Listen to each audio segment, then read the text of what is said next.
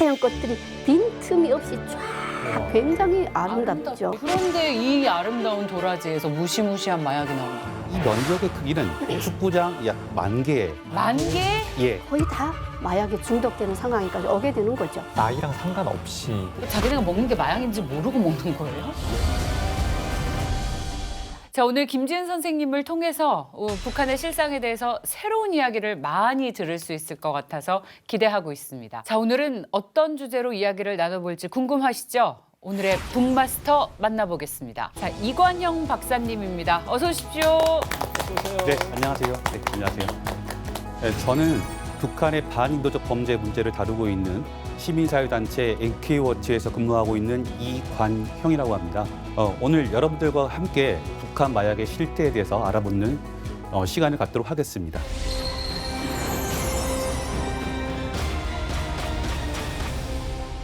일단은 제가 준비한 사진을 함께 보실까요? 네. 저 사진이 어떤 사진인 것 같습니까? 언뜻 보기에는 그냥 활주로 같지 않습니까? 그 보면- 바다에다가 뭘 건설하는 것 같은. 팥인가? 약간 염전 같아요. 아, 그렇게 보일 수도 있겠네요. 이거 사진만 예. 봐서는 잘 모르겠어요. 저 사진의 정체는 북한이 지난 2018년 우간다 캄팔야 지역에 건설을 하려고 했던 한 시설의 도면입니다. 건물 네. 네, 건물의 도면인 거죠. 왼쪽에 있었던 첫 번째 사진 같은 경우에는 지상에 있는 위장용 휴양시설이고요. 휴양시설. 예, 리조트를 지으려고 했었습니다. 아, 휴양지. 예, 아프리카 그리고 바로 옆에 붙어 있는 사진은 예. 지하에 있는 무기와 마약을 은밀하게 생산하려고 만든 생산시설 도면입니다. 아. 이 도면은 북한 주도로 마약이 생산된다는 결정적 증거였죠. 한 가지 더 눈여겨봐야 할 점은 북한 내부가 아니라 우간다라는 아프리카 지역에서 생산시설을 건립하려고 했다는 것입니다. 북한도 휴양할 곳이 없는데 왜 우간다에 가서 휴양소 지어준대요? 그러게요. 네. 아, 제가 그 아프리카 쪽에 북한이 외화벌이로 농상파리, 농상 외화벌이 하는 줄 알았는데 맞아요. 마약 교류까지 처음 알았어요. 왜 하필 그 우간다에서 좀 의외로 왜 우간다에서 하는 거죠? 1960년대부터 북한과 아프리카 지역 그리고 제3세계 국가들은 반미 투쟁이라는 북한과의 공통적인 외교적 목표가 있었고 무엇보다 이 지역은 국제사회의 감시와 제재 회피를 하기가 수월한 곳이었습니다. 1999년 국가정보원이 북한이 나이지리아 등 해외에서 합작 용명으로 제약회사를 설립해서 마약류를 생산하고 일매하고 있다는 정보를 공개한 바가 있습니다. 그래서 북한은 내부뿐만 아니라 제3국에서도 마약 생산과 유통 시도는 어제 오늘 일이 아니라고 볼 수 있습니다. 아, 회피하기. 지금 북한은 김일성 때부터 전 세계에서 자기네만 왕따 되는 거를 막기 위해서 미국에 반하는 나라들과 함께 플럭 불가담 운동이라고 해서 국제 연대를 형성을 해요. 그 대표적인 나라가 이제 우간다를 비롯한 아프리카인 거죠. 같은 편이구나. 그렇습니다. 같은 편입니다. 그래서 김일성부터 지금까지 쭉 그 동맹을 이어 나가고 있습니다. 네, 그럼 이 자료가 공개되면서 북한 정권이 마약 사업에 직접적으로 관여를 했다는 결정적인 증거가 공개가 된 건데 이 이후에 북한의 반응은 어땠나요? 여러분이 본 사진은 2020년 BBC에서 북한의 무기 밀매 실태를 폭로한 다큐멘터리 영화 더 몰이었습니다. 예, 여기서 공개된 자료인데요. 스웨덴 주재 북한 대사관은 당시 이 다큐멘터리가 조작이 되었고 그리고 북한을 비난하기 위한 목적으로 제작됐다고 성명을 발표를 한 바가 있습니다. 예. 그런데 이 다큐는 2021년 유엔 전문가 패널을 통해서도 인용될 정도로 매우 신뢰도가 있다는 정평을 받고 있는 영화입니다. 근데 북한은 국가가 나서서 국가 주도로 마약 사업을 하고 있다는 말이잖아요. 북한에서 마약이 어떻게 시작됐습니까?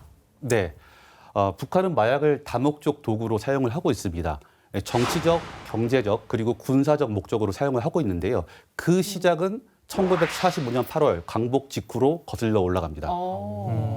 사실 그 2차 세계대전 전후로 해서 일본이랑 중국도 전쟁 전후 자금을 마련하기 위해서 마약을 화폐로 사용을 했었습니다.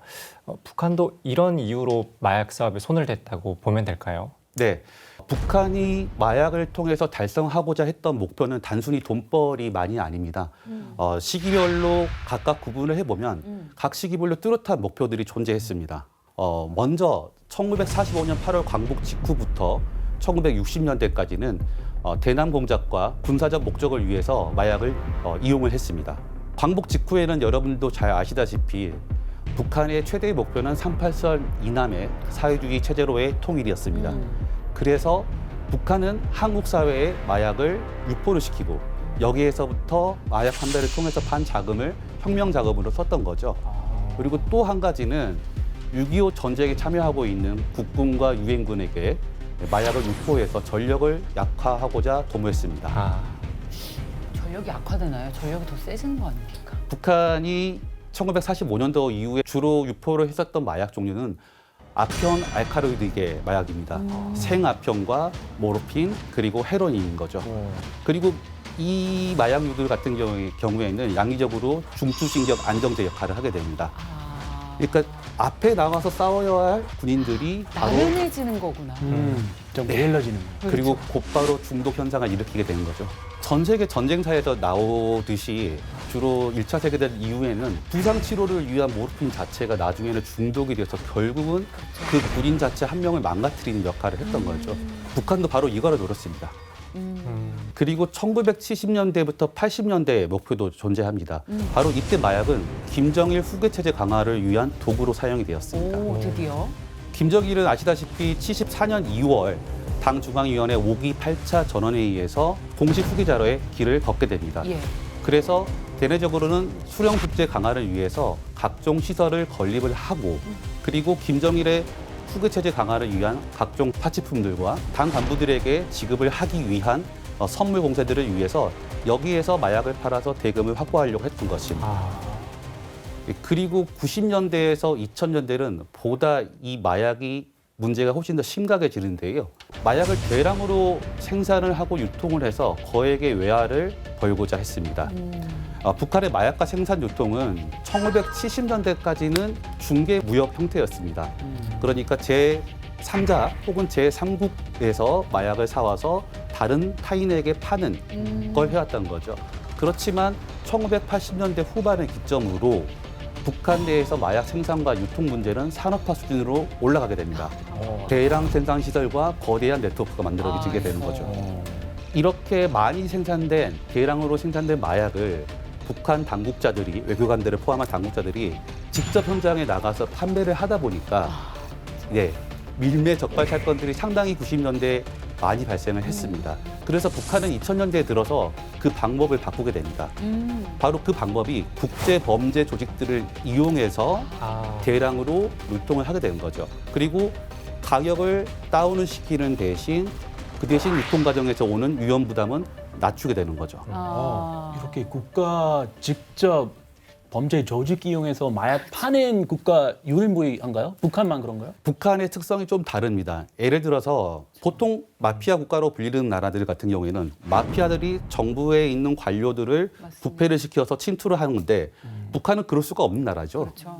리더십 자체가 조직범죄적 성격을 띠고 있기 때문에 이러한 활동을 할 수가 있는 겁니다. 그렇군요. 예. 그렇죠. 그리고 2010년대부터 현재까지의 목표를 살펴보면 마약은 현재 대북제재 탈출을 위한 도구로 활용을 하고 있습니다. 네. 대북제재로 인해서 북한은 국제적인 금융 시스템을 활용을 할 수가 없습니다.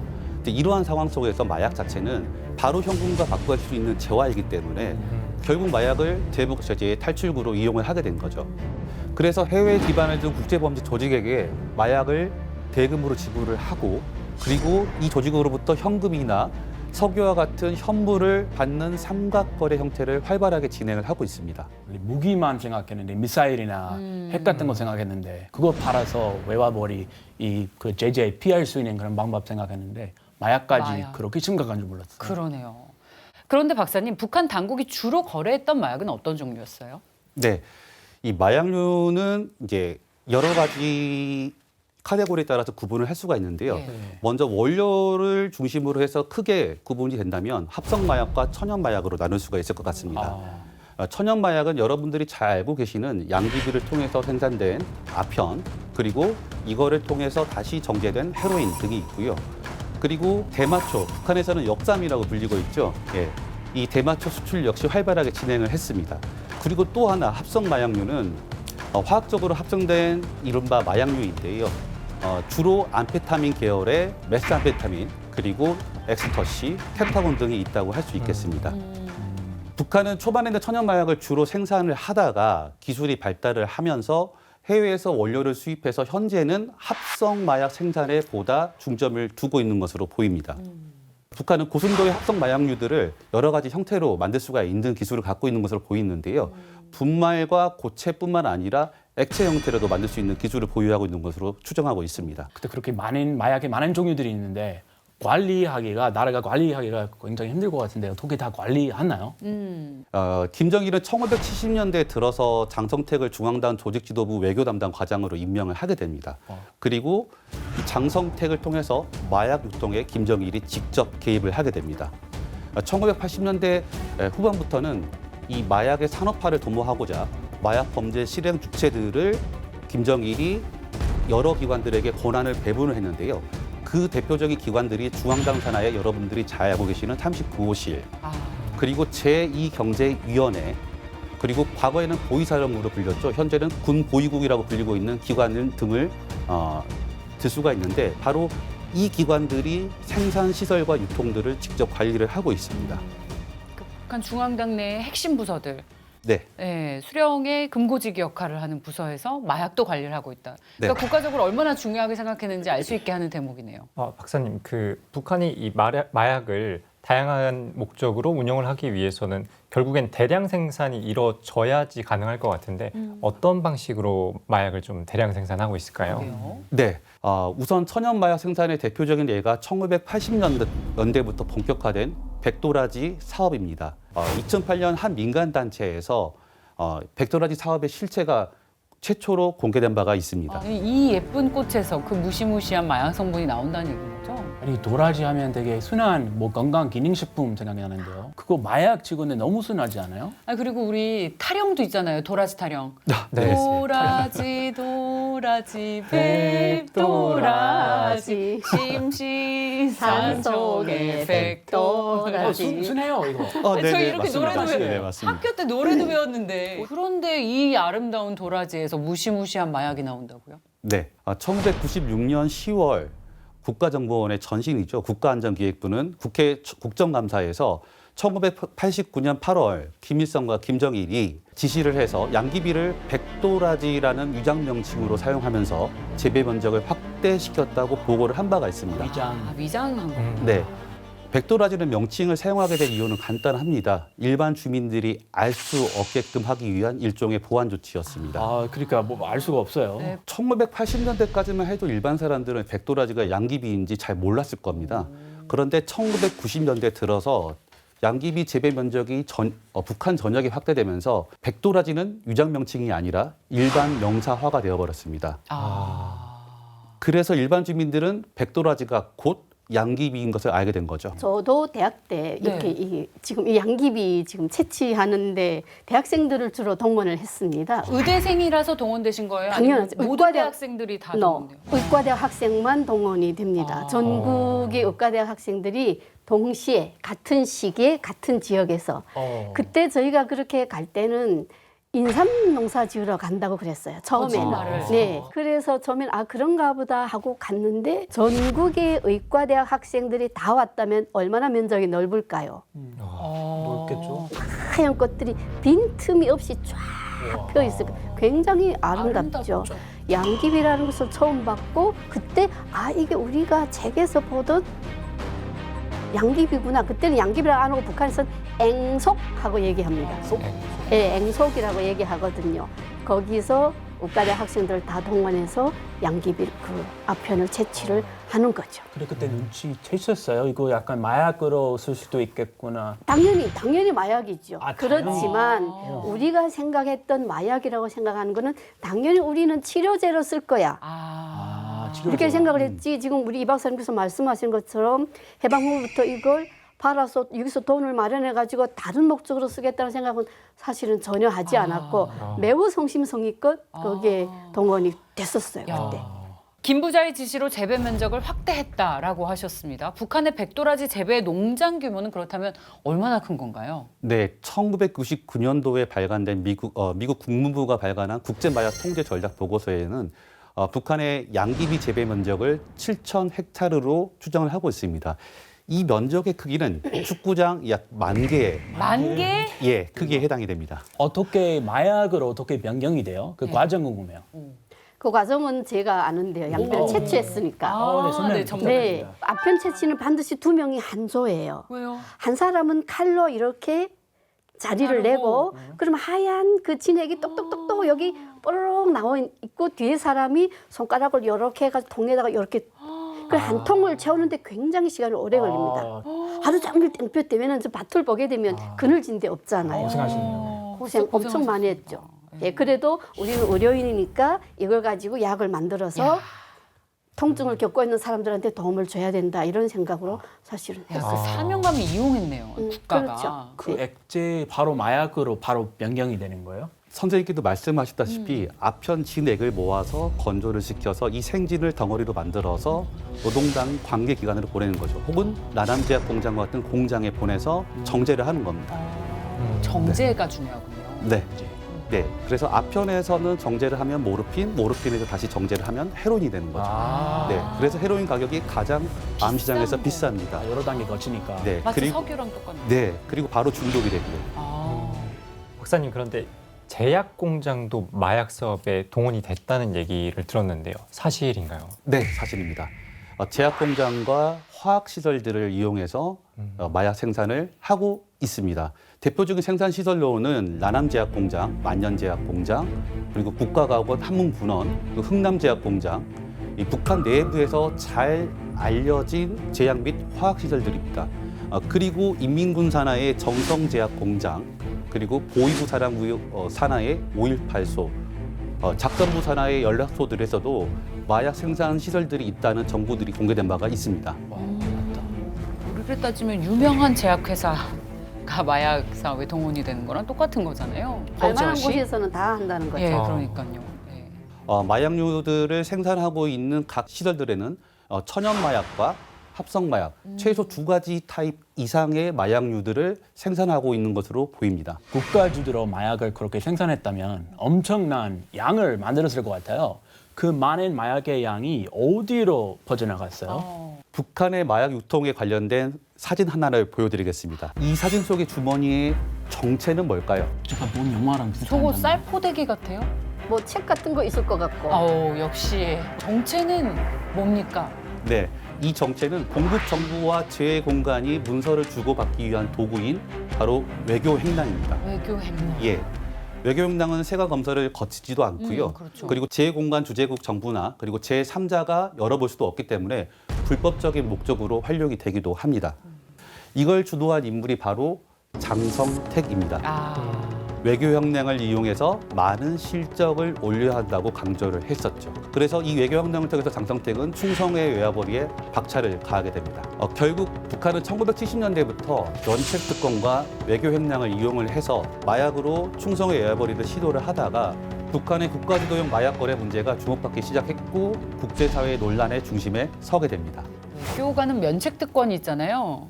형사적 책임도 면제되고 민사상 책임도 없습니다. 불체포 특권에 가깝기 때문에 추방이 가장 큰 처벌로 여겨지는데 특히 북한의 외교관은 세계 곳곳에서 단골 추방 대상이 됐습니다.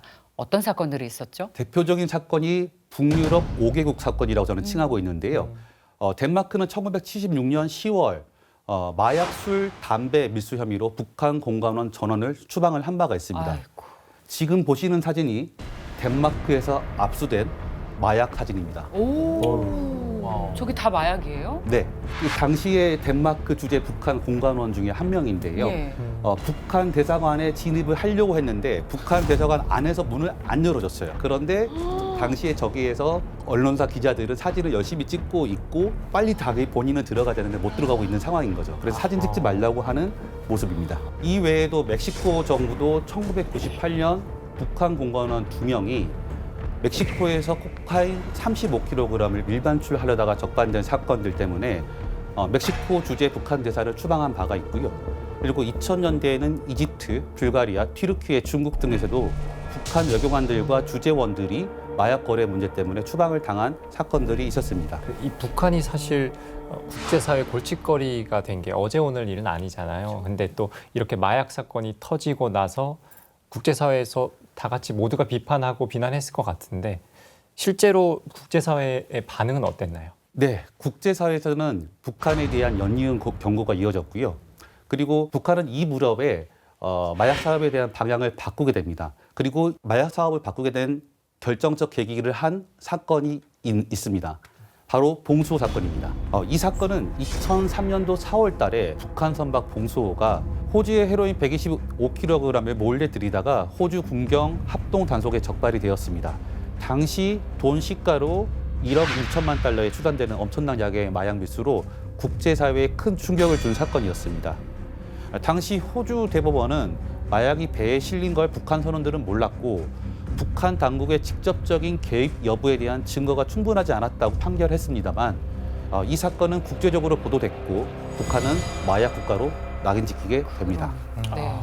그럼 그 사건 이후에 국제사회가 이 북한이 마약 사업 대놓고 한다는 걸 다 알게 됐으니까 그렇죠, 그렇죠. 다 말리고 단속시켰을 것 같은데 그 이후에 뭐 좀 진행하는데 어렵지 않았을까요? 봉수호 사건으로 인해서 북한은 공해상이나 그리고 혹은 육지에서 직접적으로 북한 당국자들이 마약 밀매 현장에 가서 직접 거래하는 이 상황들을 만들지 않게 됩니다.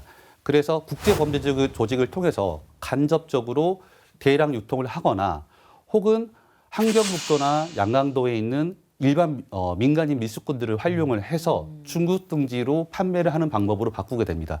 그러니까 국제범죄 조직과 민간인들을 이용을 해서 당국 개입의 흔적을 지우려고 했던 거였죠. 네. 그 결과 2000년대부터 이들을 통해서 북한 당국의 마약이 중국 지역 그리고 북한 내부에서 급격하게 퍼지기 시작했습니다. 마약은 한 번이라도 중독되면 치료가 쉽지 않다고 합니다. 그야말로 완치의 개념이 없다고 해요. 그래서 마약 확산 문제가 정말 심각하다고 하는데 북한 내부의 확산 상황이 지금 어느 정도입니까? 북한의 마약의 시작점은 고난의 행군 시기로 거슬러 올라갑니다. 아유, 그렇군요. 네. 고난의 행군 당시에 북한에서는 사회시설, 생산시설 할 것 없이 국가가 운영하는 모든 공장, 기업소가 멈췄습니다. 그리고 제약 회사와 공장들도 마찬가지였습니다. 질병이 창궐을 하고 사람들이 병들자 항생제와 치료제 수요가 급격하게 늘었음에도 불구하고 국가의 의료 서비스가 멈춘 상황에서 사람들은 필수 의약품을 구할 방도가 없었습니다.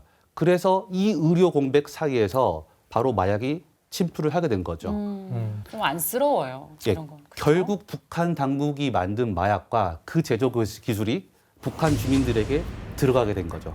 부메랑 효과라고 할 수 있겠네요. 근데 북한이 이 세계적으로 어디 가도 이 무상 의료 시스템이 있다 이렇게 자랑하고 다니는데 아무리 이렇게 고난 시기, 고난 행군의 시기라도 하고 해도 아예 그냥 멈추는 게 멈출 수가 없잖아요. 이 필요하니까 의료 치료가. 그 당시 제가 의료 현장에 있었던 사람입니다. 예. 북한은 국영 의료예요.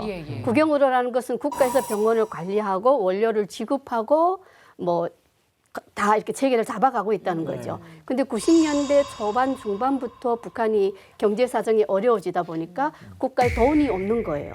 돈이 있어서 해외에서 약을 사올 수도 있고 돈이 있어야 안에서 제약 공장을 돌릴 수가 있고 돈이 있어야 세금 안 받고 사람들한테 정말로 무료로 치료를 해줄 수가 있는데 국가에 돈이 없으니까 당연히 약이 없겠죠. 사람들은 고난의 행군으로 많이 어려워지니까 면역력이 떨어져서 여러 가지 질병이 계속 새롭게 생기는 거고 갭이 굉장히 커지는 거죠.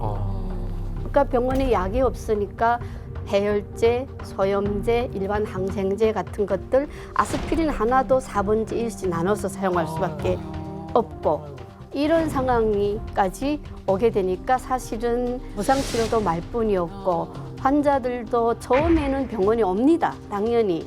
근데 의사 입장에서 병원에 약이 없으니까 그때 당시 의사가 할 수 있는 일은 환자가 얘기하는 증상을 듣고 어떤 약이 필요합니다 하고 얘기를 해줄 수밖에 없고 환자는 이걸 가지고 시장이나 이런 일반 유통을 통해서 사야 되는 거죠. 결국은 돈을 내야 살 수가 있는 거잖아요. 알아서 구해라.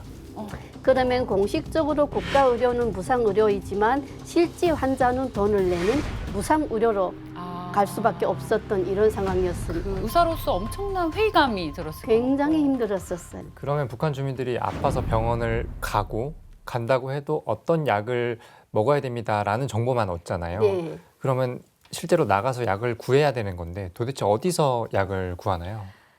그 시장에 가서 약을 사게 되죠. 그러면 시장에 어떻게 약이 나오나 그러니까요. 이렇잖아요. 네. 기본적으로 그 시스템이 중앙에서 아래로 내려오는 시스템인데 그 오랫동안 어려워지면서 그 시스템 체계가 무너지다 보니까 중간에서 또 그걸 관리하는 사람들이 또 팔겠죠. 그걸. 그렇게 나오는 약도 있고 그런 거라도 사면 어느 정도는 괜찮죠. 근데 전혀 모르게 돌아다니던 약들이 있을 수가 있고 네. 중국에서 정말 뭐 어느 정도 그냥 검증이 안 돼. 네, 검증이 안 된 약도 들어올 수가 있고 또한 거기서 나쁜 마음을 먹은 사람들은 페니실린이나 마이신 같은 이 통에 있는 이 약을 빼고 거기다가 소다 같은 걸 넣는 경우도 있고 전혀 검증되지 않은 약들은 무차별적으로 이렇게 환자들이 복용을 하다 보니까 사망하는 경우도 꽤 많이 생겼어요. 이 미공식 시장이다 보니까 그렇죠. 별의별 약이 네, 다 그리고 나오는 그냥 아몬약이나 막 이렇게 복용을 하다 보니까 약물 오남용 같은 것도 생길 수가 있는 거고 이래서 그냥 의사가 뻔히 보면서도 대책이 없는 거고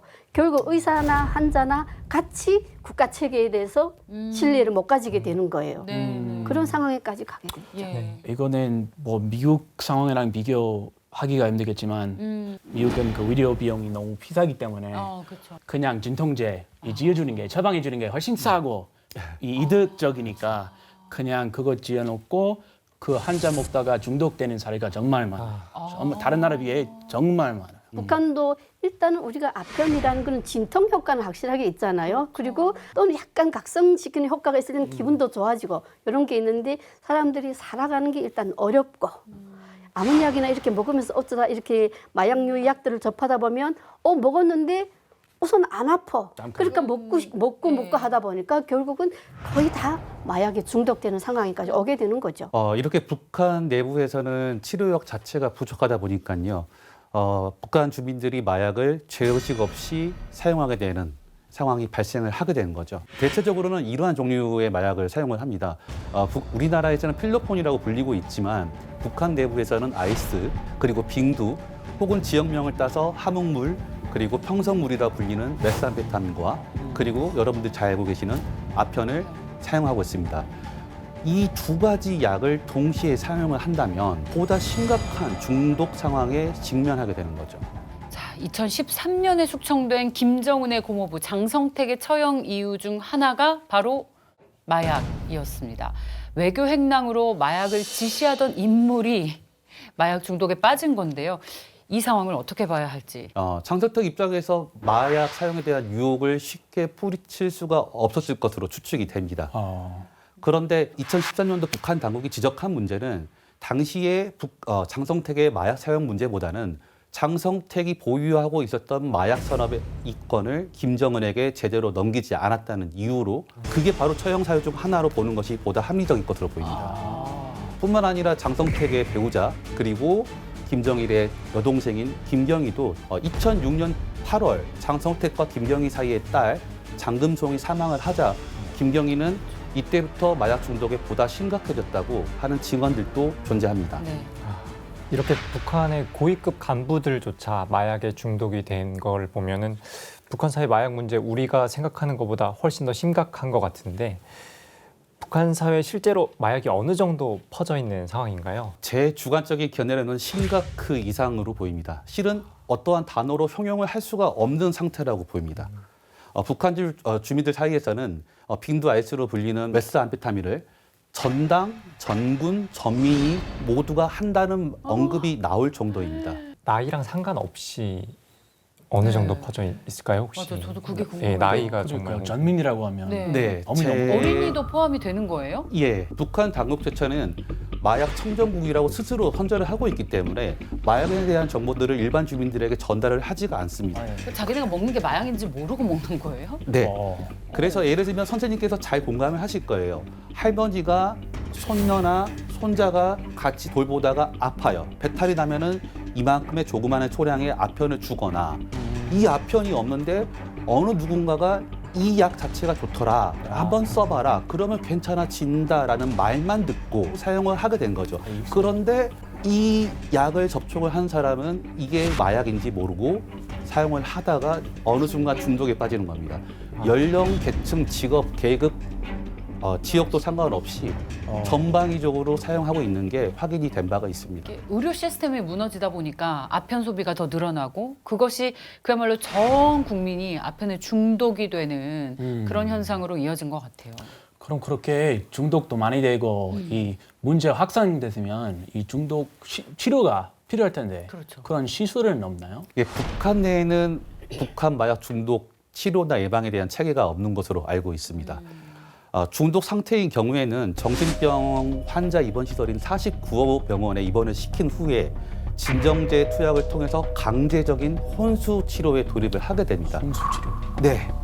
그래서 이 비의학적인 강제적인 치료 때문에 사망한 환자 수가 매우 많은 것으로 알고 있습니다. 지금 박사님께서 말씀하신 것처럼 아편 같은 거는 진짜 경련의 혼수 상태까지 올 수가 있고 메스암페타민 같은 경우도 심장 질환, 호흡기 질환, 뇌 질환 이런 증상이 일으켜서 사망할 수도 있고 장기적으로 복용하게 되면 뼈에 굉장히 영향을 많이 미친다고 해요. 뼈에. 신체 중에서 이 뼈뿐 아니라 치아도 뼈의 일부분이다 하고 표현을 해요. 한방에서도 그래요. 그럼 치아까지 녹아내리는 많이 거죠. 상해요. 네, 굉장히 많이 상하고 이런 증상까지 올 수 있기 때문에 매우 위험하고 사망할 확률이 사실 굉장히 높고 이겨낼 수 있는 면역력 자체가 지금 한 30년 동안 계속 떨어져 있던 상황에서 이런 상황이면 북한 사회가 굉장히 생각만 해도 이것도 솔직히 단순히 마약 문제를 벗어나서 자국민에 대한 인권, 건강권, 생명권을 지켜주지 못한 국가의 책임이 굉장히 크다고 생각이 되거든요. 북한이 체제 유지를 위해서 국가 주도 산업으로 마약을 육성을 했는데 오히려 이게 체제 위협이 될 수도 있다는 생각이 드는 게 지금 북한의 마약의 역사가 이미 1945년 이후로 계속 축적이 됐고 그게 아까 전 인민의 마약 중독화라고 하셨잖아요. 북한 내 마약의 확산세가 걷잡을 수 없이 커진다면 북한의 체제가 위협될 수 있는 상황까지 올 수 있을 것 같습니다. 북한에서 대처 방안이 있습니까? 네. 2003년 8월 북한은 마약관리법을 채택을 했고요. 2005년 5월에는 마약관리법을 수정 보충했습니다. 그리고 유엔 차원에서 제정된 마약에 대한 제조, 유통과 관련된 범죄를 근절하기 위한 3대 협약에 2007년 3월 가입을 했습니다. 그리고 2021년 7월에는 마약범죄방지법을 제정을 해서 마약과의 전쟁을 선포했습니다. 박사님, 그렇다면 북한 주민들 사이에 이 마약 확산이 점점 심해지고 있는 건데 북한 당국은 주민들을 어떻게 통제를 하고 있는 상황이죠? 북한에서 마약 범죄의 최고 형량은 사형으로 규정을 하고 있습니다. 특히 대량의 마약을 밀수 거래하거나 제조한 경우에는 그리고 정상이 특히 무거운 경우에는 무기노동교화형 또는 사형에 처한다고 명시를 하고 있습니다. 실제로 처벌한 사례가 있어요? 네, 마약 사용으로 인한 북한 당국의 본보기 처형은 1990년대부터 활발하게 진행이 됐고요.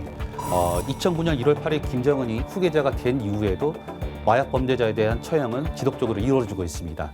예를 들어서 2011년 마약 사범을 대대적으로 단속을 해서 50여 명을 비공개 총살한 바가 있고요.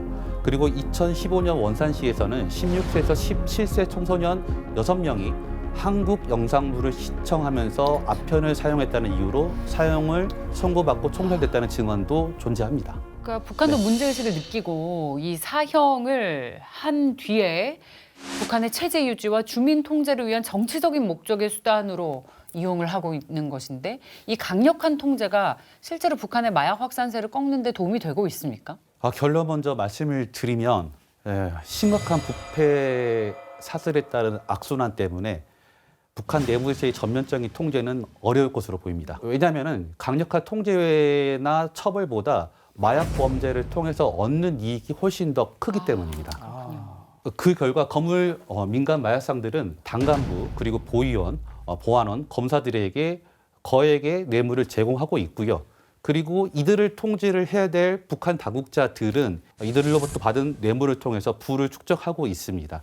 그렇기 때문에 이 사슬은 연결고리는 끊기가 매우 힘든 거죠. 박사님, 그럼 이 북한 당국이 주도하고 있는 마약 생산 사업이 보이지 않는 곳에서 은밀하게 계속 이뤄지고 있는 상황인가요? 북한은 북한 내부에서뿐만 아니라 제3국에서도 생산 시설과 유통 네트워크를 갖추려는 시도를 쭉 보여왔습니다. 2000년도에 국가정보원이 공개한 정보에 따르면요, 북한은 나이지리아와 같은 해외 국가에 합작을 명목으로 제약회사를 설립해서 그 제약회사를 기반으로 마약을 생산을 하고 유통을 하려는 시도했다는 정보도 공개된 바가 있습니다. 그리고 또 하나의 근거 사례로서는요, 2023년 4월 김종국 해양경찰청장은 한 언론 매체와의 인터뷰에서 이렇게 얘기를 했습니다. 지방청 마약 수사대는 서해권은 한중 여객선과 북한산 마약 밀반입에 특화를 해서 단속 활동을 하고 있다라는 얘기를 언급한 바가 있습니다. 그래서 이러한 사례들로 봤을 때 북한 당국은 여전히 마약 산업을 주도하고 있다고 보는 것이 타당할 것으로 보입니다. 자, 오늘 이관영 박사님과 함께 마약의 실태에 대해서 알아봤습니다. 그리고 북한 현지에서 의사를 하셨던 선생님의 이야기까지 더해져서 정말 생생한 경험들을 들을 수 있었어요. 박사님께 오늘 소감 어땠는지 좀 들어볼게요. 오늘 페이스북에서 여러분들과 함께 북한 마약 문제에 대해서 얘기를 나눌 수 있어서 너무 뜻깊은 시간이었습니다. 그리고 이 시간을 계기로 북한의 마약 문제는 사회 경제적 문제나 보건 의료 문제만이 아닌 우리나라의 안보 문제로 인식을 하고 공론화되는 계기가 되었으면 하는 바람이 있습니다. 자, 북한의 실상을 마주보는 시간 페이스북은 여기까지입니다. 다음 주 새로운 이야기로 돌아오겠습니다. 고맙습니다.